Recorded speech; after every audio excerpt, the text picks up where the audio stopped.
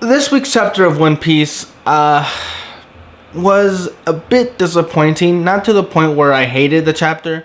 No, it's just that I was expecting finally flashback chapters of the relationship between Trafalgar Law, Doflamingo's past, but we're still not getting that.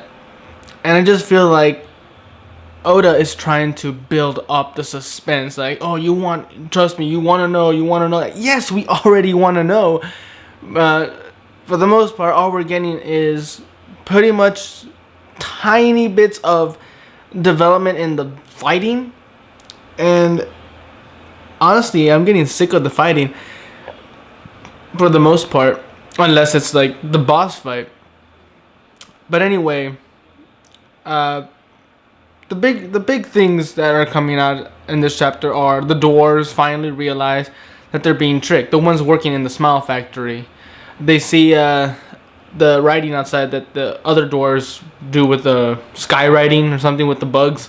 It's like, hey, we've been tricked. They're lying to us. Let's smack these people and then open the doors from the inside. Okay, that's great. That's fine. Now I guess Frankie can focus on fighting Senor Pink while the doors take care of opening the factory and freeing everybody. Another one is Kyros says he doesn't care about what happens to him or if he dies as long as he gets to take out Diamante. He's really going after Diamante, and it makes you think, okay, does that mean Diamante is the one that directly killed Rebecca's mother? Or was it just one of his soldiers? Probably it was the former. And now okay, so Diamante's gonna be taken out by Kyros. Is Kyros gonna even be a match for him with only one leg? I mean, he's powerful already on his own, but he has a disadvantage. So that's a fight I really want to see. And then, other than that, there's not much else except for the Colosseum fighters and the Doflamingo family start fighting each other. One guy seems to have the ability to set kind of these landmines that expand and blow everything up around it. How his power works, if he just touches something and it'll turn into a landmine, or does he have to place something part of his body? Who knows? Because we remember his hair blew up too, so maybe it's his hair. I don't know. His power either can be explained or not.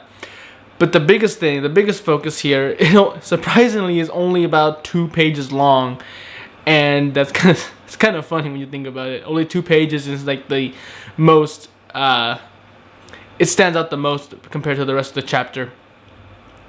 Bellamy is talking to Doflamingo. How Bellamy got up there in the first place, who knows? But Doflamingo seems disappointed in a way, not fully, in Bellamy's choice of becoming what kind of a pirate he chose to be. And he says, I was fine with just being anything as long as I get to destroy this world.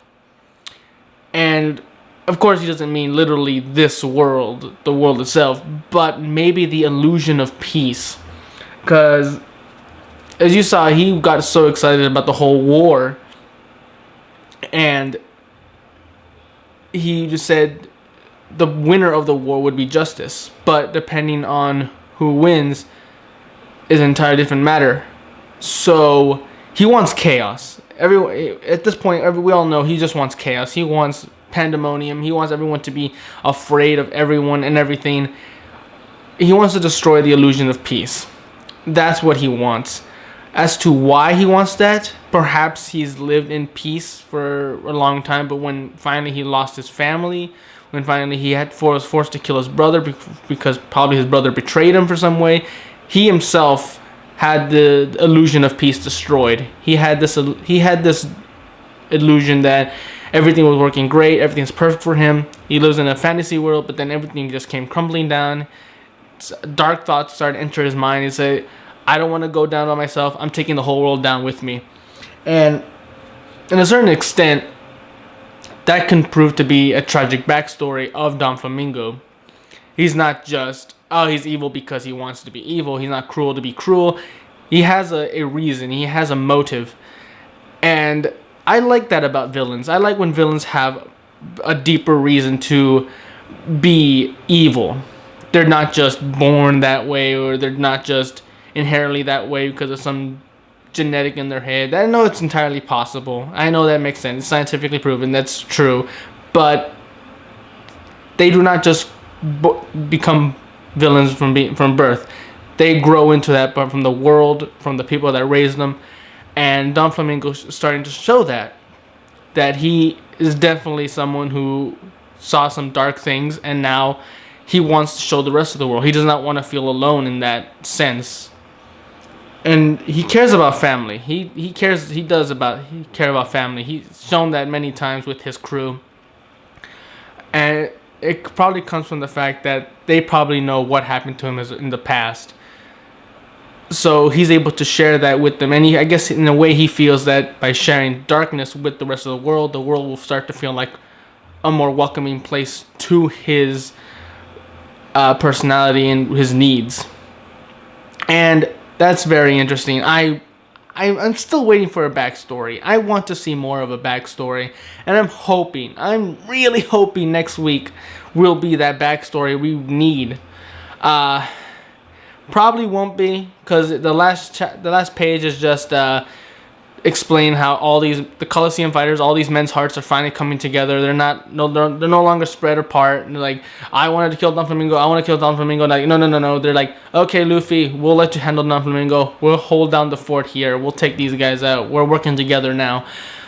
And that's not a really good introduction to a flashback arc of chapters.